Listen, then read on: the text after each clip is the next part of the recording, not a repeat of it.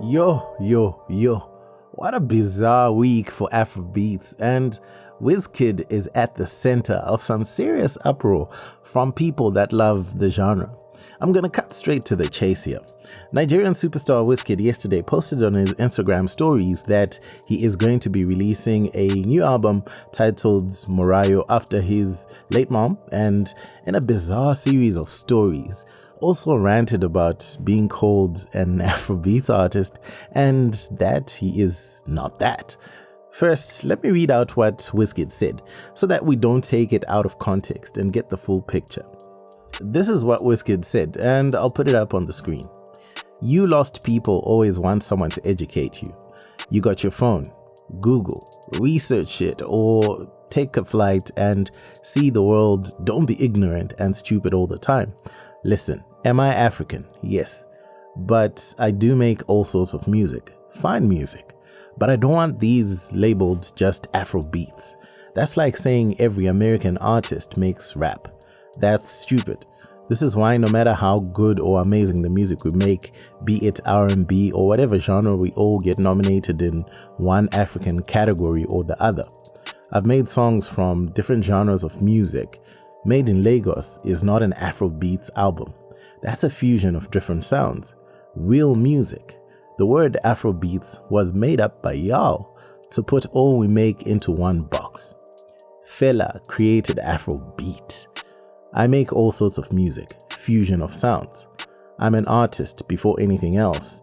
True to my art, not scared to try shit. Now y'all drink some milk. Whew, yeah, Wizkid was spitting that fire. What was interesting to me is that a lot of the reactions I have seen online thus far are actually against Wizkid and what he said, or at best a very mixed reaction, with some people perceiving his statements as evidence of an inflated ego and being ungrateful to Afrobeats as the genre that made him. Such perceptions typically stem from how passionate expressions, especially from successful individuals like Wizkid, can sometimes be misinterpreted as arrogance or self-importance, like he's on this high horse or something. Without a doubt, Wizkid loves music, he loves Africa, and he loves Nigeria. When a prominent figure like Wizkid speaks out strongly about issues like artistic classification and genre boundaries, it can trigger varied responses based on how people interpret his intent and tone. Worse yet, the delivery of this was from an Instagram story, which was delivered as text as well, or at least it was also a series of Instagram stories. So yeah, it's essential to consider that Wizkid's comments are part of a larger conversation about artistic freedom, recognition, and the complexities of music categorization. Whether one agrees with his approach or not, his statements have ignited a debate on the music industry's practices and African music in particular, with the challenges artists face in being accurately represented and understood. In this context as well, the fans are saying you are misunderstanding us as Afrobeats fans too. I mean, Joey Akan had some interesting things to say about the state of Nigerian pop music and Afrobeats just at the start of this week. And it's in the same lane because he was also saying, well, you know, we're making music that's taking sounds from like Amapiano and all these different places and still calling it Afrobeats and putting it under one umbrella, but it's watering down the uniqueness of the music that we're putting out. Isn't that interesting that Joey Akan comes out and says this, and then a few days later Wizkid comes out and says some interesting things in the same neighborhood pretty much. And both of these guys were labeled all sorts by some people in the public. This comes with the territory when dealing with opinions and expressing oneself publicly. Wizkid's argument holds merit when considering the complexities and nuances of musical genres, and Afrobeats in particular. His frustration stems from the overgeneralization and categorization of music, especially when diverse sounds from Africa are often lumped together under one umbrella term, which is Afrobeats. This can lead to a lack of recognition for the unique blend of influences and styles that individual artists bring to their music. And I know some people are already frothing in the mouth right now and ready to blast the comments to say Afrobeats is strictly Nigerian music, because Nigeria is easily the most successful nation at doing Afrobeats. It's Nigeria, hands down. And it's equally as easy to not know and understand the actual history and genesis of the term Afrobeats, because all one sees is Nigeria's success. But that's an ongoing argument. And I'm glad that Wizkid actually acknowledges where the term came from in his story. Afrobeats does not come from Fela Kuti's Afrobeat. It was actually a cool way of saying African music in the early to mid 2000s, because music was called beats. It was just a cool way of saying music, beats, and not instrumentals like beats are known as today. But I digress. Wizkid's comparison to American music, where not all artists are classified under a single genre, like rap, highlights the oversimplification that occurred in Africa with the term Afrobeats. And it's important to acknowledge the diversity within musical landscapes and not reduce African artists to a single genre based on their geographical origin or popular association. And now that Wizkid has said that he is not just an Afrobeats artist or an Afrobeats artist, this conversation was coming no matter what. Sooner or later, someone is going to actually say, hey, but guys, why is everything called Afrobeats? Because that oversimplification is robbing both artists and fans of the uniqueness of nuanced sounds, fusions, etc.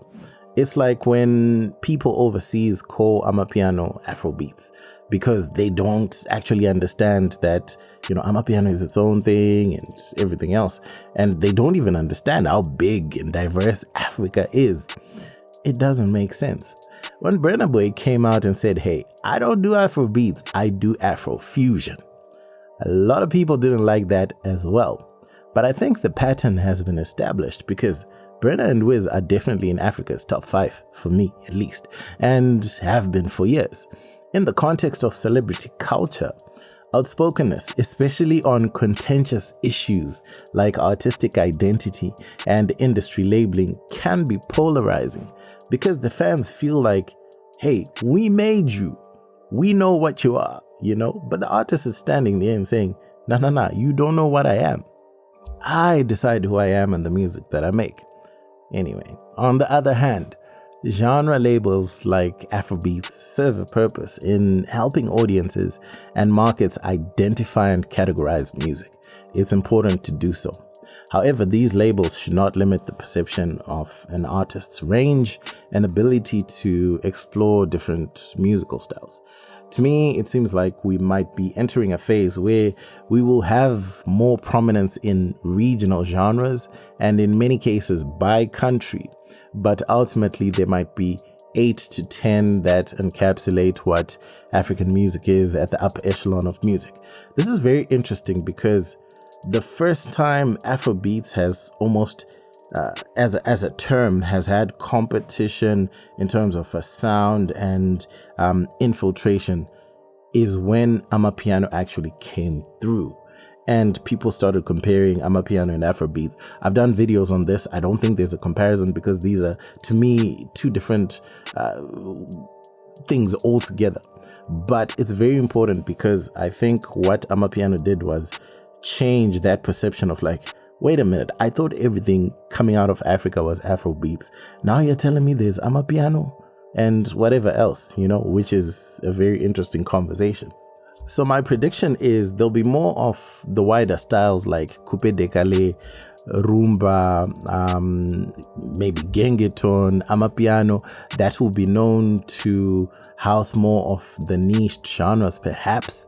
I wonder what it would mean for Afrobeats as a term, but there's a good chance in 15 years or less, it will slowly fade away into a time marker of history and won't be considered a genre. Wizkid's message is a call to action, urging his audience to broaden their perspectives and really recognize that complexity of his and other artists' music. Interestingly, Joey Akan's message earlier in the week was a call to action as well to the creators in the Nigerian music industry specifically. Maybe this was Wizkid's way of acknowledging that message Joey Akan delivered by expressing something I reckon he's probably been thinking about for a long time. The parallels between these messages are uncanny, but they do highlight that something isn't quite right, and if the industry stakeholders are seeing it, maybe, just maybe, the bubble might be close to bursting. Wizkid's plea for recognition as an artist first and foremost is absolutely correct, and it highlights his commitment to his craft and his willingness to explore and innovate beyond traditional boundaries. And while some may view Wizkid's comments as brash, they reflect a deeper issue in the African music industry, the tendency to oversimplify and stereotype artists and genres based on their origin or predominant style, and also disregarding entire history of music because, something is dominant for that point in time. I know it always seems like a lot of artists are just after money and the lifestyle and whatever, but I think there is a broad desire for artists to be appreciated for their individuality and the unique contributions they bring to the world of music, and I don't think Wizkid is wrong. He urges us to do our homework, all of us, and to look beyond the surface and to appreciate the art in its variety of forms. As an artist, he too has grown. The Wizkid of 2014 or the Wizkid of 2012 or whatever is nowhere near the Wizkid of 2024. Yet sonically, they are tied by a genre that maybe doesn't even exist, but is really a collection of genres within African music given an umbrella term called Afrobeats, and has had periods of distinct sounds dominating and then being put under the genre. But somehow, all of it has just been known as Afrobeats.